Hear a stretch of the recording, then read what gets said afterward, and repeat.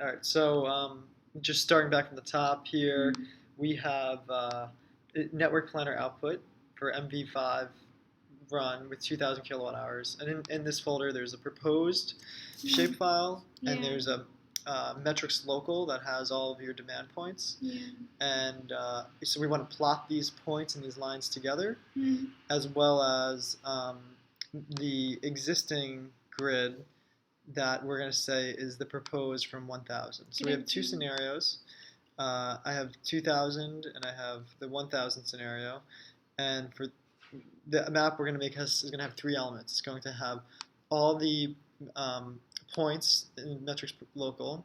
It's Mm. going to have the proposed lines Mm. under 2,000 kilowatt hour a year scenario, as well as the pre-existing lines from the 1,000. So we'll have three elements. Okay. Okay, so now I'm returning to my QGIS environment, new project, and the first thing I want to do is add my points. Okay, and then after the points, I'll add the two line layers.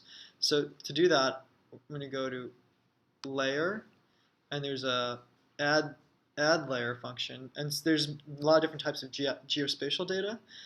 Commonly, the most common ones are vector layers, um, and then also raster layers, which are just imagery, and Mm. then you also have delimited text layers. Mm. There's other, you can kind of pull your layers from databases like PostGIS and so on, but for our purposes, we're just going to be using the CSVs, which are delimited text layer, and we'll be adding the vector layers, which one type is a shapefile. Okay, Mm. so let's start with the text, or with the CSV. So I'm going to go ahead and select that. I'm browsing to my directory that has the, you sent this to me, so it's in my downloads, and it's in the 2000, as I load up, it's in the 2000 run. And in the 2000 run, I'm interested in the metrics local file. So I'll go ahead and open that.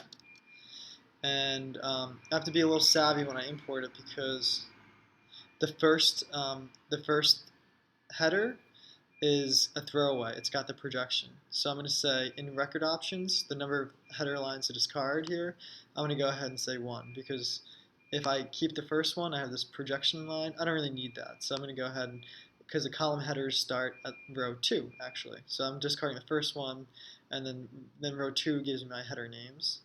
And QGIS is smart enough to infer that it's a CSV with a certain type of delimiter, and and then it kind of reads your values, and it even helps georeference it. It looks for X and Y fields. In our case, they're pretty explicitly labeled as X and Y, so that looks good. Okay, I'm going to go ahead with that. Okay, and now you get something, the coordinate reference system. So there's lots of CRSs, coordinate reference systems. I think the most common one is this WGS 84. It was like kind of established in 1984, and this is really like the latitude longitude kind of basic um, projection. Um, yeah, so we're going to use that here. And you want to make sure it's WGS 84 with the ID 4326, EPSG 4326. That's a common one. I would always default to that. You may want to use other ones like UTMs if you're doing like, I think you had it right before, Robbie. The other ones are helpful. The other Oh. projections are helpful if you want to do like um, have your map unit be in meters and be Okay. more accurate for measurements. Here we're going to have kind of a decimal degree system, so just be aware of that.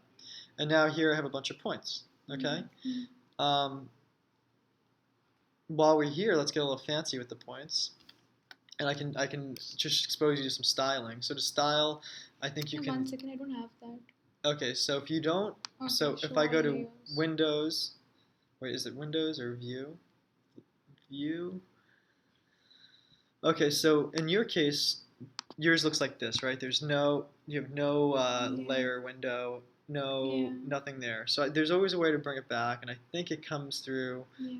Um, where'd you get that? View panels. View, panels on the bottom, and then yeah, Yeah. layers. Nope.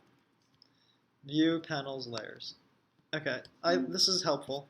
Mm. There might be another way to do it. I mean, there's, you know, with these click and point environments, there's always like keyboard Okay. command, and, buttons you can push. But here I'm going to right click Mm. on my on the layer that I want to style, and I want to Mm. style this such that like um, grid systems are one color and non-grid systems are another color.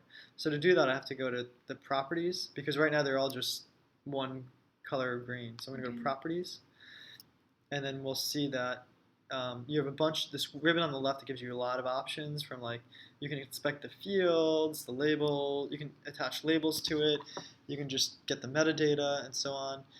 At this point, I really just want to play with the style just to show you how you could change the the mapping. And then for style, I'm going to go ahead and change it from a single symbol to categorized. Okay, and I want to be categorized based on a certain column, a certain like. This is so cool. Yeah, yeah, it's really cool, right? And there's now the variable that we like in this is called metric system, and so, oh, that's, you clicked it right, and then and you could do random colors. You could do there's all these sorts of color wheels. Sometimes spectral. I use a spectral a lot um, because spectral gives you a lot of differentiation. And I'm going to go ahead and classify. Click classify, and then what the program is doing, it's reading that this for the metric system column. There's grid types. There's mini grid, unelectrified, and then it just automatically assigns like something for nulls or where there are blanks. And so that's okay with me. I'll go ahead with that. And you could, if you wanted to, you could adjust these colors individually, or you could adjust the whole, whatever. But I'll click apply, and you could adjust sizing here, colors, all that. But we're just going to do this for now. Apply, and then OK. And then when I go back to my map, I notice that I see a couple of red points, which are grid. I see a lot of orange, which are mini grid, and then these like kind of pale green, which is going to be the off-grid. So there we go. Now I have my lines. I'll let you explore sizing them based on the number of people there, or you can color it, different. You can change the colors, change the plot size, all that. And now, but let's go ahead and add our lines. This doesn't. Let's go. So I'm going to go to layer, add layer, and now I want to add a vector layer because this is a shapefile that I want to bring in. So that's a shapefile already. It's a 3 or more component file. It's got like and it's already georeferenced, so we don't need to like kind of specify in the input the projection or the XYs, that kind of stuff. So let me go to what is it? Downloads, MV run 2000, and then now I want to search for when I'm adding a vector layer. The shapefile has like many components, like a DBF, which has the attributes, the PRG, which is the projection file. It says, is it a WGS84, or is it a UTM zone? It kind of has that metadata. I don't know what the SHX has. Maybe the topology, but the shapefile is kind of the main one. So make sure that's selected. Okay. I'm going to open that, and then code. I think I just use the default encoding, all that. That's okay. You use Windows, is it? I don't know. Oh, what's your default there? System. The new system. See what system does. I don't know. That might be okay. Open that, and I don't see. So mine didn't.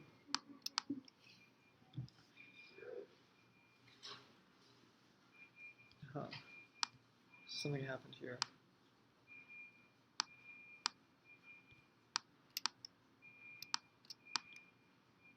Oh, okay. So I see mine on the right-hand side. Yeah, the color is no good. The color is not well chosen. So for this activity, I'm going to, again, right-click on my networks proposed, and I want to make it more blatant because I can't even see it blue on blue. So I'm going to go to Properties, and then in this case, I don't think I have many attributes, but I'm going to go ahead and change the color to maybe one of these pre-faults, like a preset. There's a preset called Construction. What you'll see there is it changes the thickness to 1.5, it makes it red, and makes it dotted. I like making it dotted here because to me it represents like something proposed, it's not necessarily constructed. And yeah, we can up the line thickness to 2.1 like you're doing. Apply that, okay. And now I see much more clearly where the proposed line is. Really useful, and but it's actually obscuring the grid points, which are also red. But that's okay for now, and you could always go back in.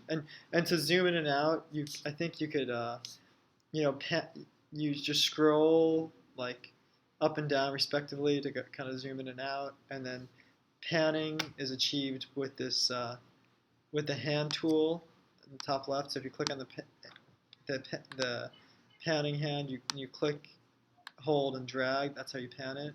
And then to scroll, you zoom in and out, you scroll up and down. Other tricks include zoom full. This zooms to extents. You quickly do that. So there's a couple ways to navigate.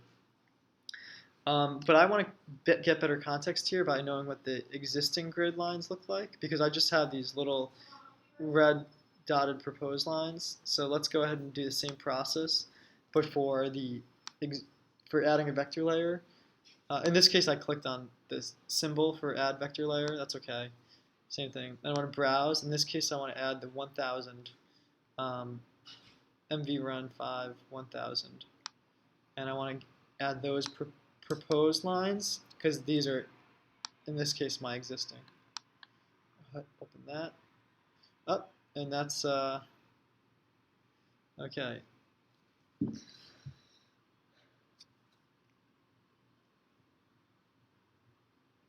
Yeah, so you could change the styling around, and there we go. We have two sets of lines here. So that's kind of basic plotting. There's ways to like merge these vectors. I think merge these. I could think of like half a dozen ways to merge something, but I don't know. Geometry tools or. Today morning I downloaded this new thing called QGIS. Oh, you know about that? Yeah, today I was searching on how to merge. Yeah, that's the best one. So there's a native one in vector. That's why I was going there to like I think it's like merge shapefiles to one. I don't like that so much. Okay. So I agree. QGIS plugin is better. And in the create option, I think you can kind of like, is it create? Combine. Yeah, combine. I could merge layers. It's kind of cumbersome, but and then I'm just gonna want to merge the two proposed ones to make something. I guess it's just making a temporary shapefile. Okay, let's do that. Or no, let me actually give it a proper location.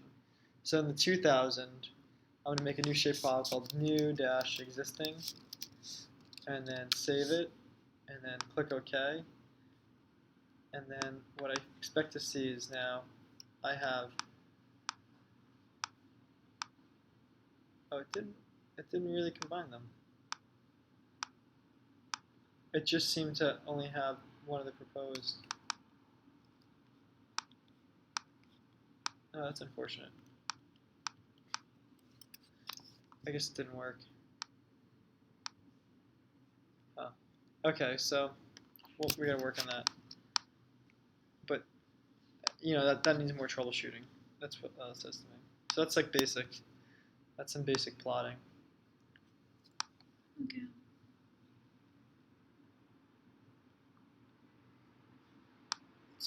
Yeah, I can also add words for every node.